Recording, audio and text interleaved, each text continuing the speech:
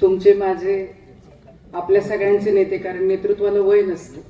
तो जबाबदार तो नेता, जो सगळ्यांना सोबत नेतो तो नेता. मग आपल्या सगळ्यांच्या आवडत्या दिग्विजय बागलांच्या, आता ते म्हणतात तेवढ्या वाढदिवसाच्या निमित्ताने व्यासपीठावरती उपस्थित आजचे अध्यक्ष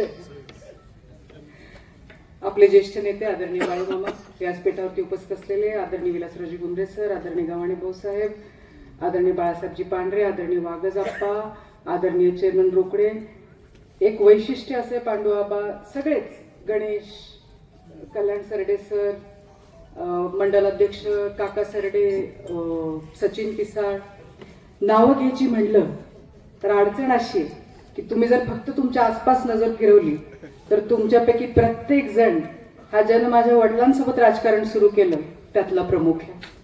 त्याच्यामुळे नाव घेऊ तरी किती, माझी अडचण थोडीशी लक्षात घ्या. त्यामुळं तुमच्या सगळ्यांचीच माफी मागून, ज्यांच्यामुळं आज हे स्टेज आहे, ज्यांच्यामुळं आज दिगंबरराव बागल या नावाला राज्यात नव्हे तर देशात मान्यता मिळाली, त्या माझ्या सगळ्याच आदरणीय वयस्कर, ज्येष्ठ, युवक, आजी माजी पदाधिकारी, उपस्थित सर्वच मायमाऊल्या आणि बंधूंना माझा विनम्र नमस्कार. सगळ्यात पहिल्यांदा आज दोन थोर व्यक्तींची जयंती. माझ्या आई मला नेहमी सांगतात की माझ्या आईंची आवडतं व्यक्तित्व म्हणजे स्वामी विवेकानंद. माझ्या आई वाचतात खूप आणि ते नेहमी आनंदाने सांगतात की मला खूप बरं वाटलं ज्या वेळेला दिग्विजयचा जन्म 12 जानेवारीला झाला. त्याच्यामुळं स्वराज्य माता, आपल्या सगळ्यांचं प्रेरणास्थान, आदरणीय जिजाऊ, आदरणीय युवकांचं स्फूर्तीस्थान स्वामी विवेकानंद यांच्या चरणी लीन होऊन आपल्या सगळ्यांचा श्वास, आपल्या सगळ्यांचं अस्तित्व आणि करमाळ्याचे भाग्यविधाते स्वर्गीय लोकनेते दिगंबररावजी बागल यांच्या चरणी नतमस्तक होऊन आपल्या सगळ्यांच्या वतीनं मी दिग्विजय बागलांना मनपूर्वक हार्दिक शुभेच्छा देते. त्यांचं आयुष्य दीर्घ आयुरारोग्य राहो, त्यांच्या हातून समाजाची, तुमच्या सगळ्यांची सेवा घडो. जो वसा एका वडिलांनी दिला, प्रत्येक मुलाचं एक स्वप्न असतं. 2 एकराच्या मालकाचा जो मुलगा असतो, एकुलता एक पोरगा असेल तर काय विचार करतो, 2चं 3 नाही करणं होऊ दे, पण 2चं 1 व्हायला नको. म्हणजे वडिलांनी दिलेली जी संपत्ती आहे, जो वारसा आहे, तो मला टिकवता यावा, हे स्वप्न प्रत्येक मुलाचं असतं, प्रत्येक मुलीचं असतं. तुम्ही सगळ्यांनी माझ्या दिग्विजयाच्या, आपल्या दिग्विजयाच्या डोक्यावरती तुमचा हात, तुमचा आशीर्वाद नेहमी कायम ठेवावा, ही विनंती आपल्या सगळ्यांना सगळ्यात पहिल्यांदा करते. खरं म्हणजे मला असं वाटतं की असं जाहीरपणे बोलण्याची संधी मला नगरपालिकेलाही मिळाली नाही. नेमकं मला वेळ कमी पडला. खूप दिवसांनी तुमच्या सगळ्यांच्या सोबत बोलते. तुम्ही सगळ्यांनी आदेश दिला 1.5-2 वर्षापूर्वी पक्षामध्ये आपण प्रवेश केला. सुदैव म्हणा दुर्दैव म्हणा, मला सोलापूर जिल्ह्याची जबाबदारी, एकाही गावाची जबाबदारी 1.5 वर्षात कधी मिळाली नाही. आपण हेलिकॉप्टर नेते नाहीत. आपल्याला, आपण आपल्या मातीशी जोडलेले आहोत आणि 1.5-2 वर्ष तुमच्या सोबत प्रचंड मोठा दुरावा झाला. म्हणजे त्या दुराव्याला माप नाही इतका दुरावा झाला. बोलणं नाही, भेट नाही, सुख नाही, दुःख नाही, कधी नाही. ते माझ्या वडिलांची पित्र सुद्धा माझ्याकडून चुकली. दिग्विजय भैयाचा मागचा वाढदिवसाला तुम्हाला जर आठवत असेल तर मी इथं नव्हते. म्हणजे सांगण्याचं तात्पर्य हे की नेत्याची सगळ्यात मोठी ताकद असते त्याचा संपर्क, आणि ती ताकदच मागच्या 1.5-2 वर्षात माझ्याजवळ नव्हती. पहिल्यांदा तुमच्यापैकी प्रत्येकाचे हात जोडून माफी मागते की कित्येकदा असं झालं असेल की तुम्हाला गरज होती, कित्येकदा असं झालं असेल की तुम्ही सुखात होता, असंही झालं असेल की तुम्ही दुःखात होता, तुम्हाला आवश्यकता होती, तुम्ही हाक मारली, पण त्या हाकेला मी ओ नाही देऊ शकले. त्याच्यासाठी मी मनापासून खेद व्यक्त करते, तुमची माफी मागते आणि मुलगी समजून निश्चितपणे तुम्ही मला ही माफी द्याल अशी अपेक्षा व्यक्त करते. आज इथं माझे खूप सहकारी उपस्थित आहेत.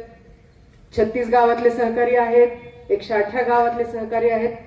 नुकतीच आपली दोन्ही नगरपालिकांची, कुर्डुवाडी नगरपालिका आणि करमाळा नगरपालिकेची निवडणूक पार पडली. करमाळ्यामध्ये प्रयत्न केला पहिल्यांदा गणेश आपण भाजपाच्या रूपानं ताकदीने पहिल्यांदा लढत होतो. लोकांनी साथ दिली, वाटलं होतं तेवढं यश तर मिळालं नाही. ठीक आहे, हरकत नाही, चालत राहणं हे कार्यकर्त्याचं काम असतं. पण आज अतुलच्या रूपानं, अतुल फंडच्या रूपानं एक चांगलं तरुण नेतृत्व, एक चांगला भाजपाचा नेता शहराच्या सेवेसाठी उपनगराध्यक्ष म्हणून आम्ही सगळ्यांनी दिलेला आहे. आणि निश्चितपणे येत्या काळामध्ये अतुलच्या रूपानं भाजपा खूप चांगलं काम करमाळ शहरामध्ये करून दाखवेल. आमचे सुनीलराव बनसोडे इथं बसलेले आहेत. कॉप्सच्या निमित्तानं एक अनुभवी चांगला चेहरा, चांगली व्यक्ती, चांगलं व्यक्तित्व, शहराच्या विकासाच्या दृष्टीनं मार्गदर्शन करणारं, नगरपालिकेमध्ये बसून आमच्या सगळ्या नगरसेवकांना आणि संपूर्णच बोर्डाला साथ देणारं नेतृत्व आम्ही देण्याचा प्रयत्न केलेला. निश्चितच सुनील रावांच्या रूपानं करमाळ नगरपालिका अतिशय चांगली प्रगती करेल अशी सुद्धा अपेक्षा मी व्यक्त करते. जेवढे आमचे 13 आणि एक 14वा आमचा सहकारी नगराध्यक्षाच्या निमित्तानं चांगली लढत दिली. काही खूप थोड्या मतांनी पडल्या. आमच्या श्रुती कांबळे आमची ताई 36 मतांनी पडली, अवघ्या मला 38 मतांनी पडली. खूप छोट्या मतांनी पराभव झाला. या सगळ्यांचं मी कौतुक करते. खूप चांगली लढत तुम्ही दिली. आज कुर्डुवाडीचे माझे सगळे सहकारी इथं उपस्थित आहेत. कुर्डुवाडीमध्ये भाजपाने संपूर्ण पॅनल नगराध्यक्षासह पहिल्यांदा उभा केला होता. सुरुवातीतून झाली की भाजपा पॅनल उभा करू शकतो का नाही. सुराणा साहेब, सगळेच जण आपण आज माझे सहकारी, मला सुधीर भाऊ दिसत आहेत, बरेच लोक दिसत आहेत आमचे, मला सगळ्यांचे नाव घेतात नाही, माफ करा मला, पण तुम्ही इतक्या चांगल्या पद्धतीने लढत दिली की भाजपाचं अस्तित्व तुम्ही कुर्डुवाडीमध्ये खूप चांगल्या पद्धतीने दाखवलं. कमी मतांनी तिथे सुद्धा आमच्या सहकाऱ्यांचे पराभव झाले. प्रभाग क्रमांक 10 तुम्ही घ्या, बऱ्याच ठिकाणी खूप कमी, पण तुम्ही लढत दिली. तुमच्या सगळ्यांचं कौतुक आहे. हे सांगायचं तात्पर्य काय, आपण एक नवीन लढाई सुरू करतोय. वाट जरी तीच असली तरी वाहन वेगळे, आपली पद्धत वेगळी आहे. कुठं कुठं नॅरेटिव्ह सेट केले जातात, त्या नॅरेटिव्हला आपण पार पडू शकलो नाही. आता आमच्या यशपाल दादांनी सांगितलं, दादा तुमचं कौतुक आहे, समाजामध्ये फिरून ह्या क्षणी दादांनी विचार पेरायला सुरुवात केली. आज आमचे ते जिगरभाई इथं बसलेले, आमचे जलालभाई इथं आहेत, मला कौतुक करायचंय. आपला पक्ष हा कुठल्या एका ठराविक समाजाच्या सोबत आहे किंवा कुठल्या एका ठराविक समाजाच्या विरोधात आहे उस्मानच्या, ही चुकून सुद्धा खाली विरोधकांनी जी पसरलेली आवई आहे ती खाली जाऊ नये याची काळजी आपल्याला खास करून घ्यावी लागणार आहे. कारण माझ्या सहकार्यांचे, माझ्या बंधूंचे, माझ्या भगिनींचे झालेले हे पराभव हे लढण्यातून झालेले नाहीयेत. माझे सहकारी मतातून पडले नाहीत, ते गैरविश्वास त्यांच्यावरती तयार केला गेला, चुकीच्या अफवा त्यांच्यावरती थोपवल्या गेल्या, चुकीच्या विचारांनी माझ्या पक्षाला रिप्रेझेंट केलं गेलं, त्याच्यामुळे आमचे हे पराभव झाले. आणि ही गोष्ट येत्या जिल्हा परिषद पंचायत समितीला काकासाहेब होऊ नये ह्याची काळजी तुम्हाला, मला, आपल्यापैकी प्रत्येकाला घ्यावी लागणार आहे. ही जबाबदारी आपल्यापैकी प्रत्येकाला घ्यावी लागणार आहे. आज दिग्विजय बागलांच्या वाढदिवसाच्या निमित्तानं आपण इथं उपस्थित आहोत. एक तर असं असतं की बहिणीला भावाचं जास्तच कौतुक असतं. म्हणजे तुम्ही सगळ्यांनी बघितलं असेल तर तुमच्या घरात लग्न होऊन 25 वर्ष जरी झाले तरी माझ्या माहेरबाई असं, माझ्या बाहेरबाई तसं, ताई आपण माहेरातून कधी बाजूला निघू शकत नाही. मी तर कधीच निघू शकत नाही, शक्यच नाही. पण भावाचं कौतुक करणारी बहीण जरी असली तरी भाऊ सुद्धा त्या तोला मोलाचा मिळणं हे फार मोठं भाग्याचं लक्षण असतं. आणि दिग्विजय हा फक्त भाऊ नाही, तो एक उत्तम नेता आहे, तो एक अतिशय चांगला कार्यकर्ता आहे. आणि आवर्जून उल्लेख करून कौतुक करावं अशी गोष्ट कुठली असेल, काकांच्या भाषणातून ती आली. माफी देणं हा फार मोठा गुण आहे. तो आई बापात असून देवात असतो, तिसऱ्या कोणात तो असू शकत नाही. पण मी वय नाही लपवणार, मी 41 वर्षाची होईल. माझ्या उभ्या 41 वर्षाच्या आयुष्यात कोणाच्याही बद्दल मनामध्ये किलमिश न ठेवता त्याला मोकळ्या मनानं माफ करणारा एकमेव मोठा माणूस मी बघितला असेल तर तो दिग्विजय बागल आहे. याच्यासाठी मी या पोराला 100 पैकी 101 गुण देईन. आणि मग मला विचारायचं आता की जर आपला सहकारी, आपला नेता आपल्याला सर्वार्थानं स्वीकारणारा असेल तर आपण सुद्धा मन मोकळेपणाने त्याला स्वीकारण्याची जबाबदारी आणि तयारी ठेवावी लागेल. मी कित्येकदा नव्हते, मी उपस्थित नव्हते, मी करमाळ्यात नव्हते, या 2 वर्षांमध्ये स्वतःच्या पराभवाच्या नंतर सुद्धा दिग्विजय भैयांनी ज्या पद्धतीनं सगळं बांधून सगळं जोडून प्रत्येकाला न्याय देत ठेवलं ते कौतुकास्पद आहे, अतिशय कौतुकास्पद आहे. ज्यांचा पराभव झाला ते माजी आमदार 6-6 महिने दिसले नाहीत. दिग्विजय बागल मांजर कसं वरून कुठूनही टाकलं तरी पायावरती पडलं, तसं दुसऱ्या दिवसापासून या मतदारसंघामध्ये पायाला भिंगरी जाऊन लावून सगळीकडे फिरलेला तुम्ही बघितलेला आहे.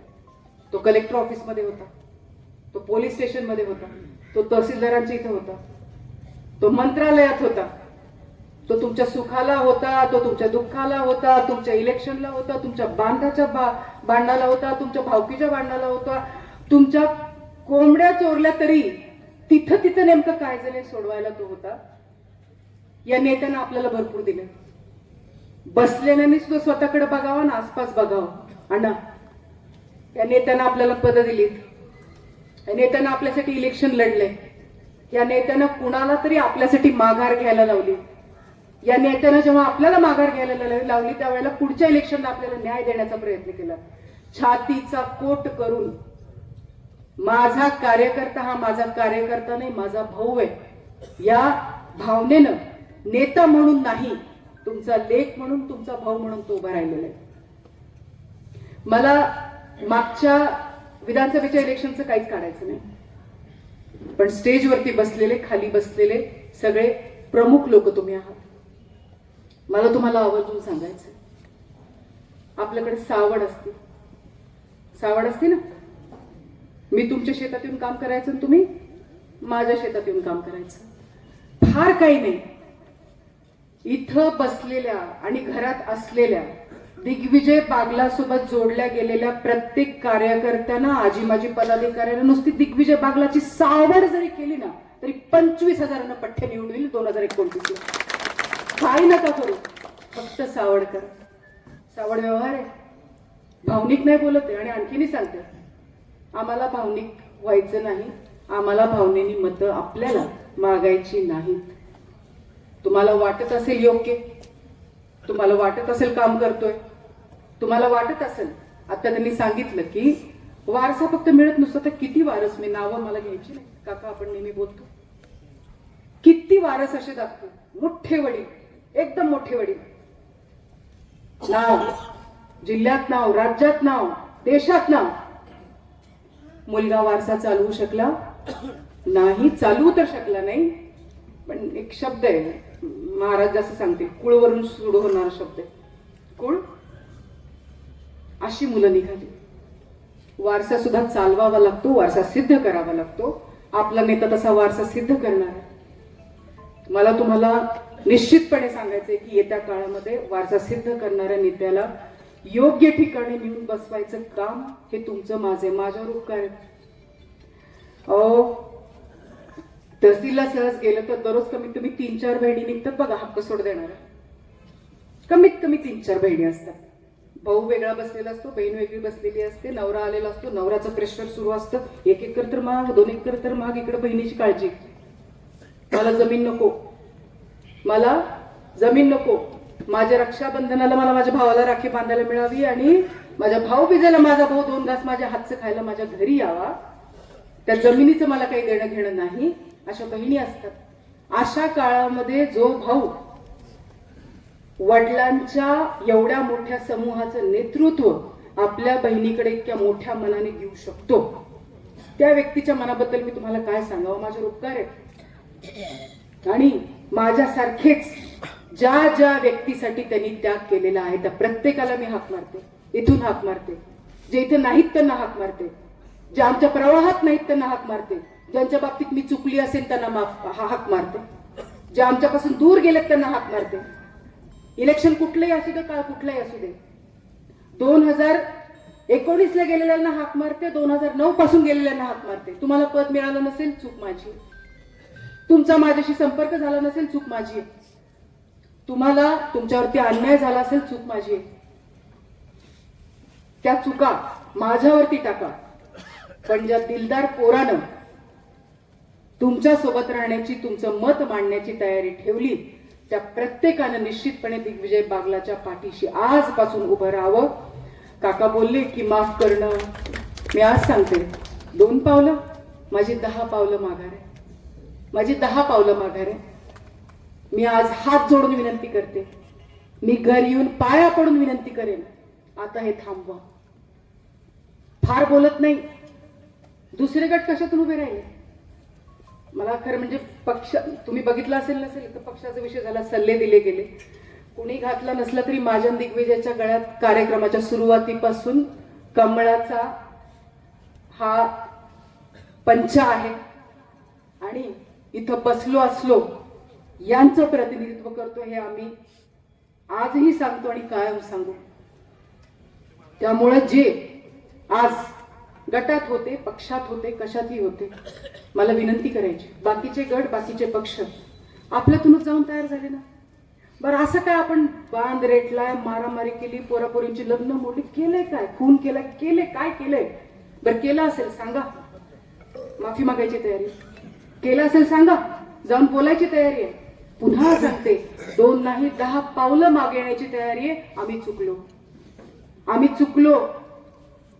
मला 2 वेळा मिळाली शिक्षा, पण ज्याने चूक केली नव्हती त्या दिग्विजय बागलाला सुद्धा एकदा शिक्षा मिळाली. आता बास करा, तुमचं मन भरलंय का नाही आणखीन तरी? आता तरी तुम्हाला बास वाटतंय का नाही? आता बास करा, एकत्र येऊ. मूळ माणसं जरी एकत्र आली तरी तुम्ही समोरच्या दोघांनाही किती जड व्हाल, फक्त कल्पना करून बघा तुमच्या गावाची.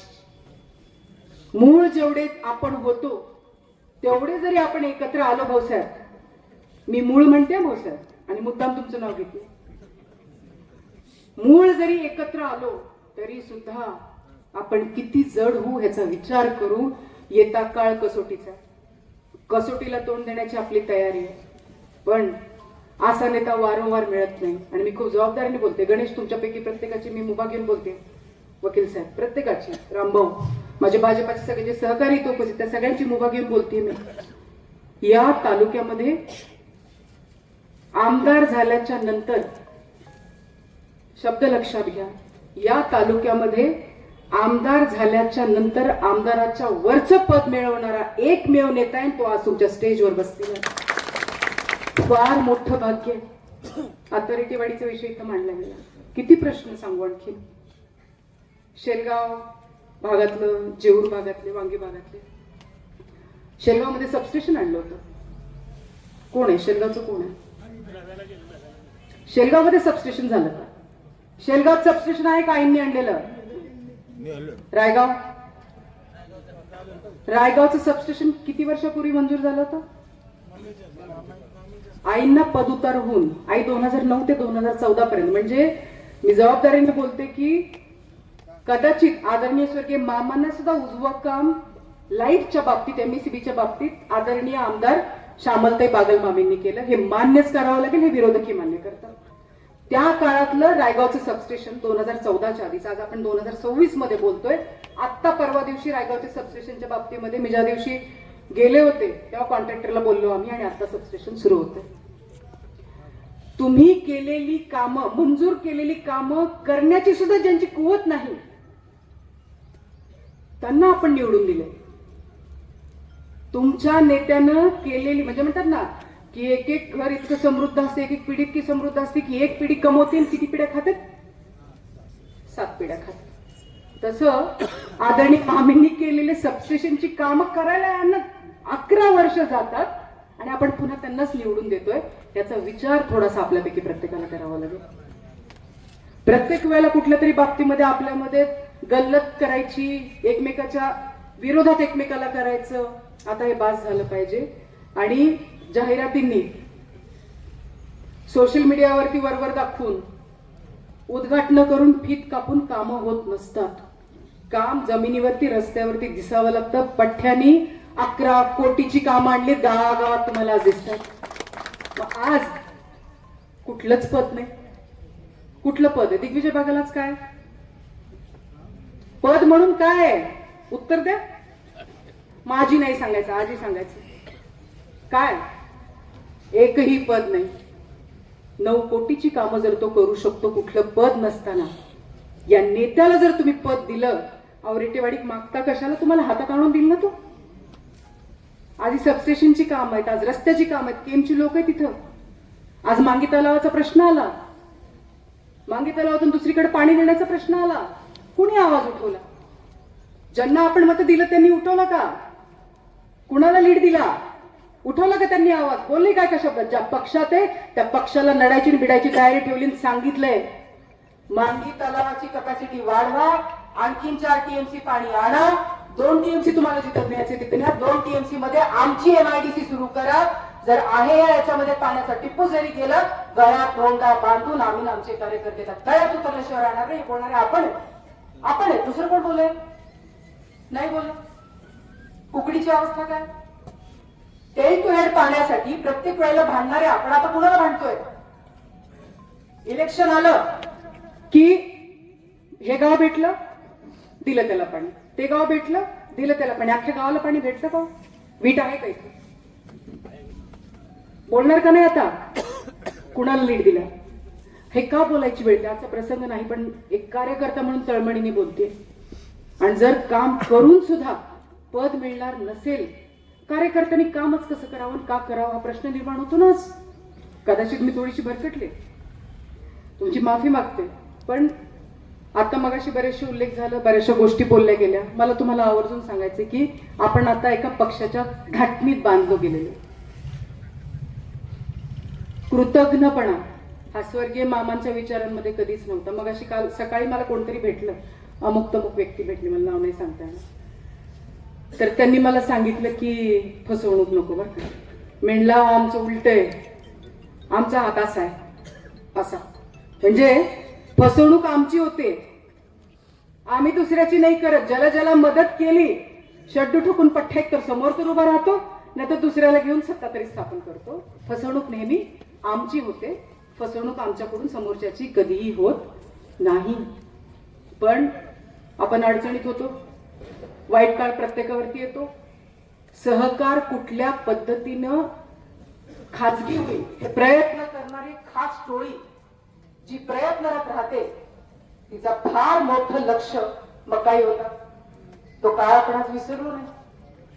सगळीकडून जसं एखादं ग्रहण लागावं तसं आपल्या भोवती जाळं विणलं गेलं. लक्ष काय होतं? मकाई काय करायचा? मला शब्दही वापरावासा वाटत नाही, इच्छाही होत नाही. पण मला तुम्हाला जाणीव करून द्यायची, मला तुम्हाला आठवण करून द्यायची. आदरणीय देवेंद्रजी फडणवीस साहेब होते, भाजप हा पक्ष होता, त्याच्यामुळे आज तुम्ही आणि मी जनमानसात बसतोय, बोलतोय. आणि आज आपला मकाई आजही तुमच्या माझ्या सभासदांच्या ताब्यात आहे, तुमच्या माझ्या मालकीचा. आणि हे उपकार आपण आयुष्यात कधीही विसरू शकत नाही. हे फार जबाबदारीने तुम्हाला सांगते, आपण कधी विसरायचे नाही की मी तुम्हाला जबाबदारीने सांगते. खूप सल्ले दिले गेले नगरपालिकेच्या वेळेला, पक्षाच्या चिन्हावरती उभं केलं तर हे होईल ते होईल, युती करा, माणसं ह्या चिन्हावर उभं करा, माणसं त्या चिन्हावर उभं. आताही चाललंच आहे ते, आताही ते चाललंच आहे. का आडनाव बदलता काय? आडनाव बदलतो आपण, तुमचं अस्तित्व बदलतं तुम्ही. मग ज्या पक्षानं आपल्यावरती उपकार केला, आज जिल्हा परिषद पंचायत समितीच्या निमित्तानं मला तुमच्यापैकी प्रत्येकाला विनंती करायची आहे. तुम्ही ठरवलं ना, कुणी उभं केलं होतं? तुम्हीच उभं केलं होतं. आम्ही तर नव्हतो, पण आम्ही तर आयत्या पिठावरच्या रेघोट्या. गुरुजी आम्ही होतो काय? तुम्ही होता. आम्ही नव्हतो त्यावेळेला, तुम्ही होता. मग तेव्हा जर ते उभं राहू शकतं, आप्पा पुन्हा उभं राहू शकतं. आता कुणीतरी टोपी मुंडासाचा विषय इथं केला. वय कुठलंही असो, आजही प्रेम करणारी मंडळी तिथं आहेत. होतं कसं, माझ्या बोलण्याचं बऱ्याचदा कधी कधी राग पण येतो कुणाकुणाला, पण आता काय करू, स्पष्ट बोलणं स्वभाव आहे. राजकारणाला शोभत नाही, पण आता आलाय तर आलाय, पर्याय नाही त्याला. सल्ला देणं सगळ्यात सोपं का? क्रिकेट सगळ्यांना आवडतं ना? मला वाटतं बऱ्यापैकी सगळ्यांना क्रिकेट आवडतं. हातात कधीही बॅट न धरलेला पण क्रिकेट बघणारा माणूस काय, विराटने जरा थोडा उजवीकडे मारायला पाहिजे होता, चुकलं. नाही असं नाही, किती त्याने कॅच सोडला. जो मैदानात खेळतो ना त्याला माहित असतं तेव्हाची मानसिकता, तेव्हाचं प्रेशर, तेव्हाचं ग्राउंड, तेव्हाचे खेळाडू, तेव्हाची तयार झालेली परिस्थिती. सल्ला आवर्जून द्या, दिला पाहिजे, आपल्या माणसाला दिला पाहिजे. पण सल्ला दिला म्हणून तुम्ही मोठे झालात हा गैरसमज सोडा. बाकीच्या लोकांकडे, बाकीच्या गटांकडे जाऊन बघा. आणि नेत्यांनी काय भाऊनी शिवली, लय भारी होते. शिवली भारी ऐकलं का नाहीये? पोत्रा आहे का? ऐकलं नाही. सल्ला निश्चित द्या, 4 भिंतीत द्या.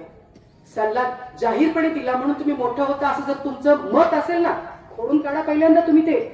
नेता म्हणेल ते योग्य म्हणायची सवय ठेवा. आता 4 माणसं मिळून लोकशाहीने जर चालवायला जाऊ ना, 4 ठिकाणी 4 दिशा होतात. स्पष्टपणे सांगते मी, स्पष्टपणे सांगते मी. आपल्या नेत्याच्या पाठीशी आपणच उभं. काय होतं, बैठक बसली, निर्णय झाला, निर्णय घेताना काय बोलला नाही, बाहेर पडला, बसलं. समजा अबक एका ठिकाणी चहाच्या टपरीवर बसतोच ही सकाळी. काय मी लय नेत्याला सांगितलं, ऐकायची तयारी नाही. आता एवढं झालंय. आणि जर काही बरोबर आलं, मीच सांगितलं आजचा कार्यक्रम घ्यायला, मीच म्हणलं ही करते करते करते. जोपर्यंत नेता मोठा होत नाही तोपर्यंत कार्यकर्ता मोठा होत नाही. आपला नेता कार्यकर्त्याच्या इलेक्शनला महत्व देतो. ही जिल्हा परिषद, पंचायत समिती, झालेली नगरपालिका, येणाऱ्या ग्रामपंचायती ही कार्यकर्त्यांची इलेक्शन असते. जर मंदिराच्या कळसावर झेंडा लावायचा आहे तर तनपुरे सरपंच डायरेक्ट कळसावर जाता येते काय? येते काय? काय करावं लागेल? पायऱ्या चढाव्या लागतील, ग्रामपंचायतीची पायरी चढावी लागेल, ही आपल्या नावावर यावी लागेल, पंचायत समिती आपल्या नावावरती निघावी लागेल, झेडपी आपल्या पक्षाच्या चिन्हावरती यावी लागेल. आणि त्या वेळेला 2029चं जे स्वप्न तुम्ही आम्ही बघतोय ते त्यावेळेला शक्य होईल. आज असा विषय, आणि महत्वाचं म्हणजे नेत्याचं आजही लक्ष कळसाच्या झेंड्याकडे नाही. नामदेव पायरीवरती डोकं ठेवणारा कार्यकर्ता आहे, दिगंबरा बागलाचा पठ्ठा आहे, वारकरी संप्रदायाची परंपरा चालवणार आहे. आजही त्याच्यासाठी नामदेव पायरी पहिल्यांदा आहे, आजही त्याच्यासाठी कार्यकर्ता पहिल्यांदा आहे. म्हणून मला वाईट वाटतं, कीव येते त्या कार्यकर्त्याची, ज्याने या नेत्याचा संपूर्णपणे फायदा घेतला आणि त्याच्यानंतर स्वतःची पायरी संपल्यानंतर त्याच्या झेंड्यावरती कळस लावताना दुसऱ्याचं कापड फाडून खांद्यावरती जो घेऊन निघाला ना, त्याच्याबद्दल काका मला राग येत नाही, मला त्याची कीव वाटते. आणि माझी विनंती आहे तुम्हाला की इथून पुढं आपण हे थांबवू, हे बंद करू.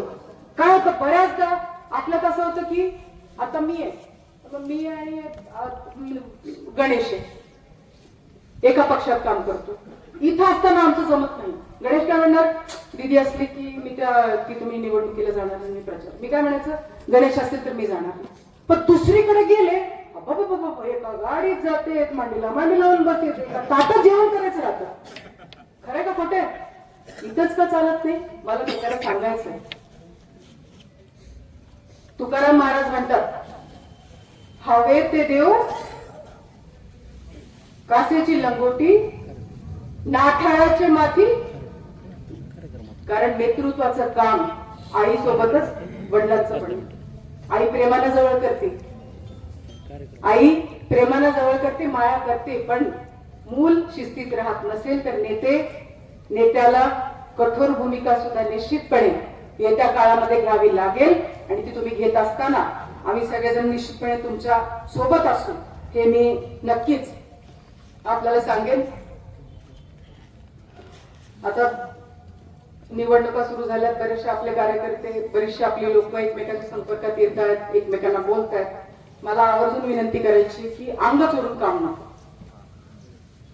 झडझडून मोकळं होऊन काम झालं पाहिजे. आपल्या घरचं लग्न आहे, पंगत वाढायची का ताट उचलायचे का माझ्या हातात भाजीची पळी येते का पुरीची पाटी येते का बचत भरून बुंदीच वाढावी लागते, आपण विचार करतो का? आपण विचार करत नाही. हे घरचं लग्न आहे, हे घरचं लग्न आहे. आपल्यापैकी प्रत्येकाला पुढे यावं लागेल. त्याच्यामुळं लक्ष्मणराव विचार मनमोकळेपणाने मांडावे लागतील. आज इथं कार्यकर्त्यांना उठून शुभेच्छा द्यायला लावल्या. शुभेच्छा तुम्हाला माहिती, नेत्यालाही वाढदिवस साजरा करणं फारसं आवडतं असं नाही. आजचा प्रसंग यासाठी की तुमचे विचार कळावे, आपले विचार कळावेत, ह्यासाठीच आजचा सगळा घाट आहे. त्यामुळे मला आवर्जून सांगायचं, सल्ला असेल, चूक असेल, जे असेल मन मोकळेपणाने स्पष्टपणे सांगा. आणि त्यांचा स्वभाव सगळं ऐकणार आहे, सगळं ऐकून त्याच्यावरती निर्णय घेणार आहे. त्याच्यामुळे निश्चितपणे मनमोकळेपणाने तुम्ही बोलू शकता. आता मला माहित नाही की आणखीन भविष्यात काय आपल्याला करायला सांगतील. माझ्यावरच्या जबाबदाऱ्या आजही कमी केलेल्या नाही, आजही ज्या जबाबदाऱ्या आहेत त्या आहेच आहेत. दुसरी गोष्ट अशी की कुठे कुठे जबाबदारीवरती जर दिलं तर दिवस दीड दिवस माझं घरी पण बोलणं होत नाही, माझ्या मुलींशी बोलणं होत नाही. मी निश्चितपणे माफी मागते की कित्येकदा असं होतं की तुम्ही फोन करता मला बोलणं होत नाही, तुम्हाला भेटायचं असतं मी उपलब्ध नसते. पण मला तुम्हाला विनंती करायची आहे, तुम्हीच मला पाठवलंय की जाऊन काम कर. आज आपल्या मेळातला कुणीही कार्यकर्ता पोलीस स्टेशनला त्रास होतो, आपल्या कार्यकर्त्याला तहसीलला त्रास होतो नाही, कलेक्टर ऑफिसला त्रास होतो नाही होत. हे असंच मिळणार आहे का आपल्याला? आपल्याला काम करावं लागणार. आणि आपली पार्टी ही प्रत्येकाला काम देते. स्टेजवरती जे पदाधिकारी म्हणून बसले त्यापैकी प्रत्येकाला विचारा. मला वाटतं 14 तर सोलापूरच्या याच्या जबाबदारीत आहेत ना तुम्ही, मनपाच्या. तालुक्याचा कार्यकर्ता जिल्ह्याला जातो, जिल्ह्याचा प्रदेशला जातो, प्रदेशचा अख्ख्या देशाचा. हे आपण नाही ठरवत. आणि एकदा सांगितलं नाही हे करायचं त्याला प्रश्न नसतो, त्याला डायरेक्ट करणं असतं. त्यामुळे ते करत असताना हे होईल. कृपया कुठलाही अनुमान वाटून घेऊ नका, कुठली चुकीची भावना वाटून घेऊ नका, कुठलाही गैरसमज वाटून घेऊ नका. तुम्ही मला मोठं केलंय, मी जिथं आहे तुमच्यामुळं आहे. कारण माझे वडील तुमच्यामुळे होते. माझ्या अस्तित्वाचा कण न कण हा दिगंबररावजी बागल मामा आहे आणि त्याच्या रूपाने तुम्ही आहे. तुम्हाला विसरणं शक्य नाही. पण कर्तव्यात बांधल्याच्या नंतर या अडचणी येत आहेत हे तुम्ही समजून घ्याल अशी अपेक्षा व्यक्त करते. तरीही पुन्हा इथं असं आहे की साहेबाला सांगितलं तुला शिपाई व्हायचे तर व्हावं लागतंय. उद्याला पक्ष जी जबाबदारी देईल, उद्याला पक्ष जी कर्तव्य देईल, मग ते गावाचं असो, तालुक्याचं असो, कुठलंही असो, ते करण्यासाठी मी बांधील असेल आणि तुम्ही सगळे सुद्धा बांधील राहाल अशा प्रकारची अपेक्षा निश्चितपणे तुमच्यापैकी प्रत्येकाकडून व्यक्त करते. बोलण्याच्या ओघामध्ये कदाचित माझ्याकडून 2 शब्द कमी जास्त गेले असतील, त्याच्याबद्दल मी तुमची दिलगिरी व्यक्त करते. फक्त एक शब्द देतो, आमदार कोणी असू दे, वरची पदं कुणाकडेही असू दे, तुम्ही जे जे काम द्याल त्यातल्या कुठल्याही कामाला निधी आणि मदत कमी पडणार नाही. हे भाजपाच्या उच्च नेतृत्वाच्या वतीनं आमच्या सगळ्यांच्या वतीने निश्चितपणे तुमच्यापैकी प्रत्येकाला सांगतो. नगरपालिका असेल, तुमची ग्रामपंचायत असेल, गाव लेवलची अडचण असेल, 25-15च्या रस्त्यापासून, ग्रामीण मार्गापासून, मुख्यमंत्री ग्राम सडक पासून, तुमच्या नवीन डीपीच्या योजना असतील, तुमच्या डीपीसीचा निधी असेल, कुठंही भाजपा पक्ष तुम्हाला निधी देण्यामध्ये कुठंही कमी पडणार नाही. तुम्हाला पूर्णपणे न्याय पक्ष देईल. पण ज्या वेळेला आपण घेतो त्यावेळेला आपल्याला द्यायची भूमिका घ्यावी लागेल. निश्चितपणे आपण सगळेजण हे दायित्व आपल्यापैकी प्रत्येक जण पार पाडेल अशा प्रकारची अपेक्षा व्यक्त करते. खूप दिवसांनी तुमच्या पुढे बोलले, माझ्याकडून कदाचित मनाला लागणं काही बोललं असेल तर हात जोडून माफी मागते. मुलगी म्हणून तुम्ही माफी कराल अशी अपेक्षा व्यक्त करते. आज नेत्याच्या वाढदिवसाच्या गोड निमित्तानं तुम्ही सगळेजण इथं आलाय. दिग्विजयवरचा तुमचा विश्वास, तुमचा आशीर्वाद, तुमची ताकद अशीच राहो आणि येत्या काळामध्ये त्यांची झुंज, त्यांचं बळ आणि त्यांची भरारी हिला आकाश सुद्धा ठेंगणं पडो अशी शुभेच्छा.